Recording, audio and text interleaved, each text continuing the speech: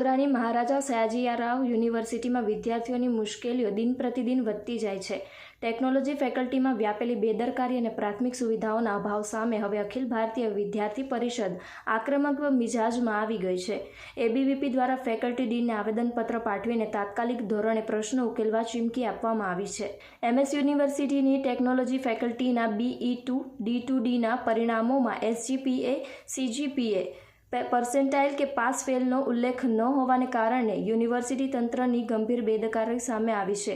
ઉપરાંત એરોસ્પેસ વિભાગ 1.5 લાખ જેટલી ઊંચી ફી વસૂલતા છતાં એરોસ્પેસ વિભાગમાં જરૂર લેબ સુવિધાઓ ઉપલબ્ધ ન હોવાથી વિદ્યાર્થીઓમાં રોષ જોવા મળ્યો છે, જેને લઈને એબીવીપી દ્વારા એમએસ યુનિવર્સિટીની ટેકનોલોજી ફેકલ્ટીના ડીનને આવેદનપત્ર પહોંચ્યા હતા. આ ઉપરાંત કેટલાક મુદ્દાઓને લઈ એબીવીપી સંગઠનના વિદ્યાર્થીઓ ટેકનોલોજી ફેકલ્ટીના ડીન HM પટેલને રજૂઆત કરવામાં તેમની ઓફિસે પહોંચ્યા હતા, પરંતુ બિન ઓફિસમાં હાજર ના હોય વિદ્યાર્થીઓ ડીનની ઓફિસમાં જમીન પર બેસી સૂત્રોચ્ચાર કરી અને રામધૂન કરી રોષ વ્યક્ત કર્યો હતો.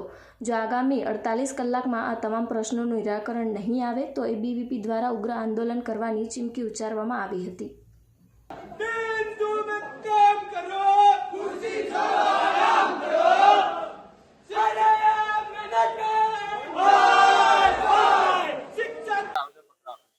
આજે નમસ્તે અખિલ ભારતીય વિદ્યાર્થી પરિષદ અવધ ભંડેરી. આજે અમારી technology faculty the Maharaja Sayajirao university ખાતે વિવિધ મુદ્દાઓને લઈને આવેદનપત્ર આપવામાં આવ્યું છે, જેમ કે સેલ્ફ ફાઇનાન્સ કોમ્પ્યુટર ડિપાર્ટમેન્ટ તથા મિકેનિકલ ડિપાર્ટમેન્ટ, એરોસ્પેસ ડિપાર્ટમેન્ટ.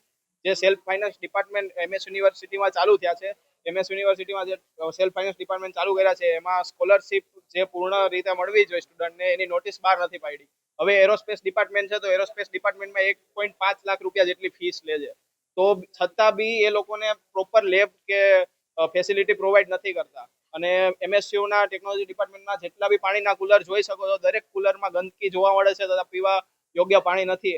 આ બાબતોને લઈને એમએસ યુનિવર્સિટીના ડીનને આપણે આવેદન આપેલું છે. Subscribe now and press the bell icon. Never miss an update.